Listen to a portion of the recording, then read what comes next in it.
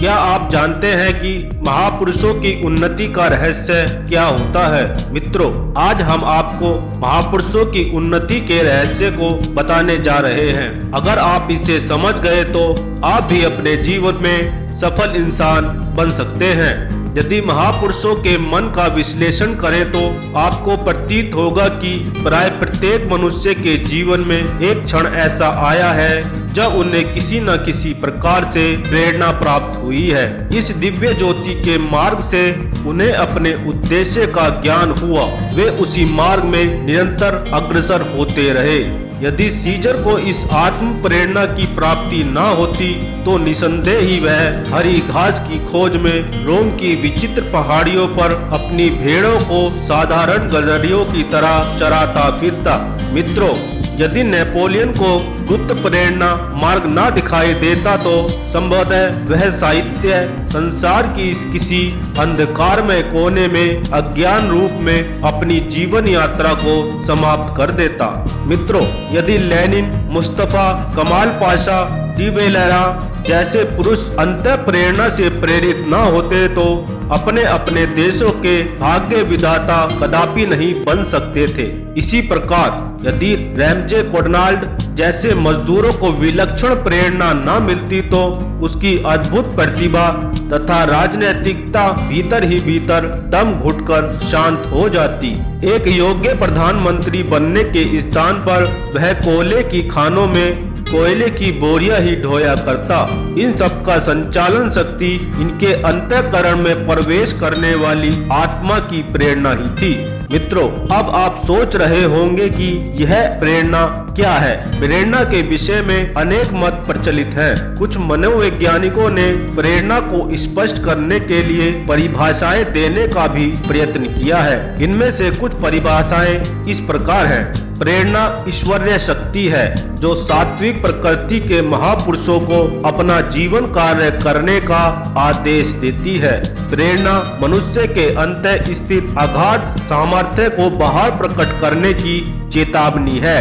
हमारे मन प्रदेश में जो वास्तविक सामर्थ्य है, हम उसका करोड़ हिस्सा भी बाहरी जीवन में प्रवेश नहीं करते हैं। प्रेरणा आत्मा को प्रकाशित कर मनुष्य को आगे बढ़ाने वाली और प्रेरणा देने वाली शक्ति है।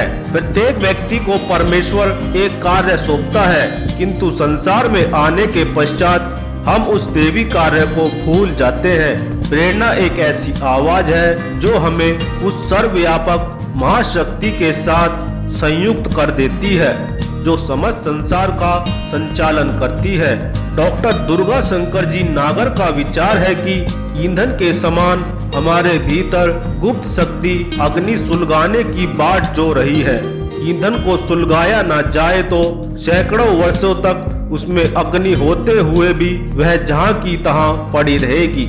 उसी प्रकार बिना प्रेरणा के मनुष्य के अंतः स्थित गुप्त सामर्थ्य भी मुर्दे की तरह पड़ी रहती है और हम हाथ पर हाथ धरे हुए बैठे रोया करते हैं।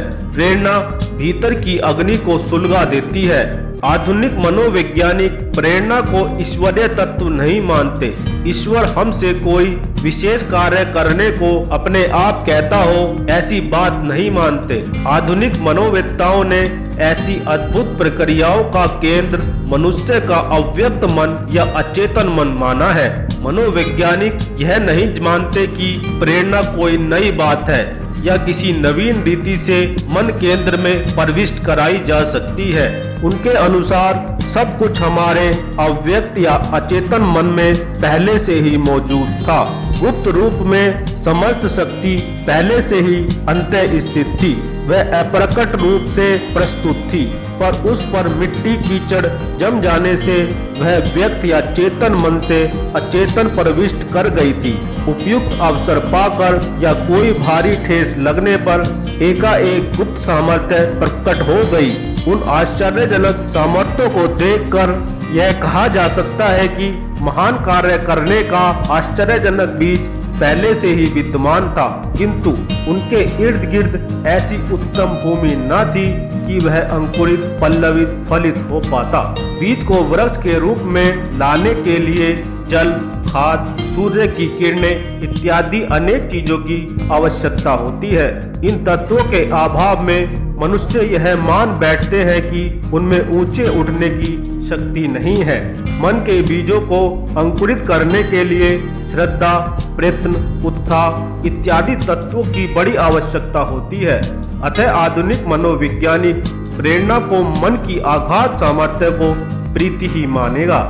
जिस मनुष्य ने अपना अधिकांश जीवन यूं ही व्यर्थ खराब किया तथा उत्कृष्ट उष्ट शब्द का भी शुद्ध उच्चारण न कर सका, वही बाद में रघुवंश, कुमार संभव, मेघदूत जैसे विश्व प्रसिद्ध पुस्तकें निर्माण कर गया, वह मूर्खता व एवं विद्वता की चरम है।